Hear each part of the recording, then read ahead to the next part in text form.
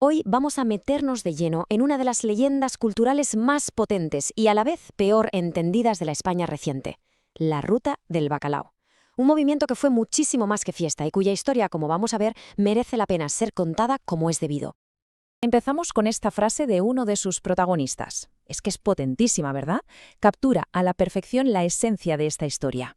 Un eco que todavía resuena, un espíritu que simplemente se niega a desaparecer. Y es que para entender la ruta hay que ir más allá de los tópicos. A ver, hay que ponerse en situación. Hablamos de una generación que creció justo después de 40 años de dictadura. Para ellos, la ruta no era un simple plan de finde, no. Era, como decían muchos, una forma de vivir la juventud. Una auténtica peregrinación de discoteca en discoteca, una búsqueda de libertad a través de la música que podía durar literalmente días enteros. Vale, pero ¿cómo empezó todo esto? Para entender la magnitud de la revolución que supuso la ruta, primero tenemos que echar un vistazo a cómo era la noche española justo antes, porque estaba a punto de cambiar para siempre.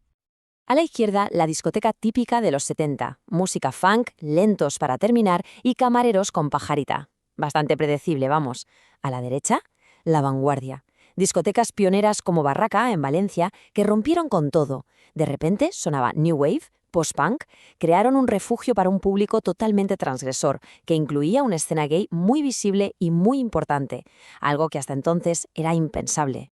Y claro, en una época sin internet, la música exclusiva era un tesoro. Los DJs de Valencia se convirtieron en una especie de cazadores de sonidos. Se pillaban vuelos a Londres solo para rebuscar en tiendas de discos perdidísimas y encontrar esos vinilos que sabían que nadie más en España iba a tener. El objetivo, que la gente fuera a su discoteca a escuchar algo único. Y así, claro, se convirtieron en auténticas figuras de culto. Y de esa búsqueda nació una palabra clave, bacalao. Pero ojo, olvidémonos por un momento de la connotación negativa que le vino después.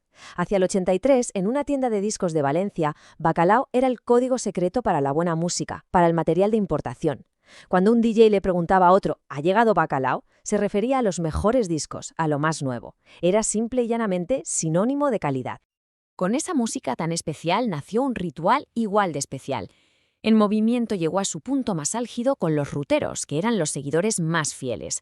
Gente que vivía en un fin de semana perpetuo, una odisea de 72 horas o incluso más, sin parar. Este era el circuito sagrado, una auténtica maratón.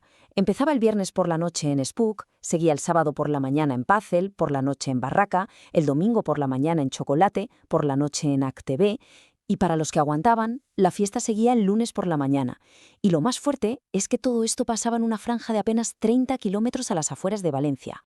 La devoción era total, es que no era un fenómeno local. La gente venía en peregrinación de toda España.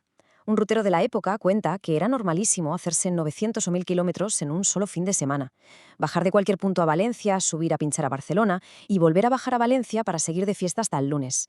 Una auténtica locura. Y gran parte de esta movida ocurría fuera de las discotecas. Nació lo que se conoció como la cultura del parquineo. El coche era tu base de operaciones, tu armario, a veces tu cama y por supuesto tu equipo de música.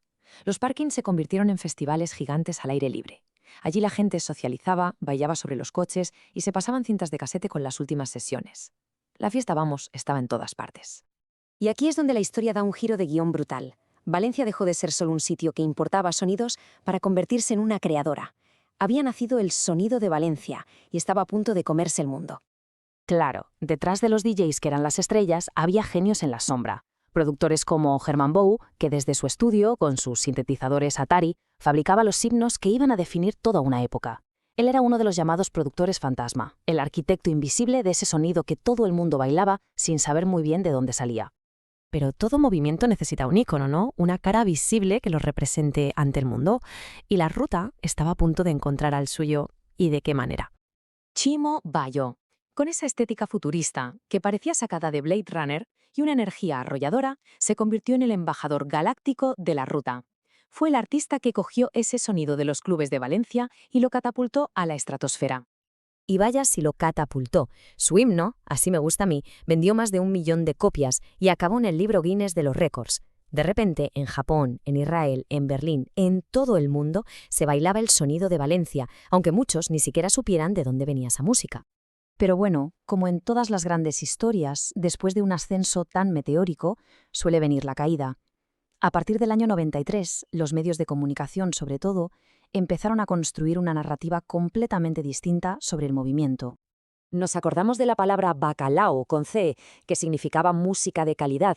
Pues bien, los medios la cogieron, le cambiaron la C por una K y la convirtieron en un arma. Bacalao con K ya no era música, se convirtió en la etiqueta para todo lo malo: drogas, accidentes, descontrol.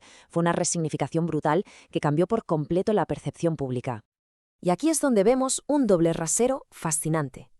Mientras la movida madrileña se elevaba a los altares como un movimiento cultural, artístico, apoyado por las instituciones, la ruta del bacalao, que para muchos era su equivalente valenciano, fue demonizada. Se la recordó como una mancha, un problema de orden público. La cultura en Madrid era guay. La de Valencia, al parecer, era peligrosa.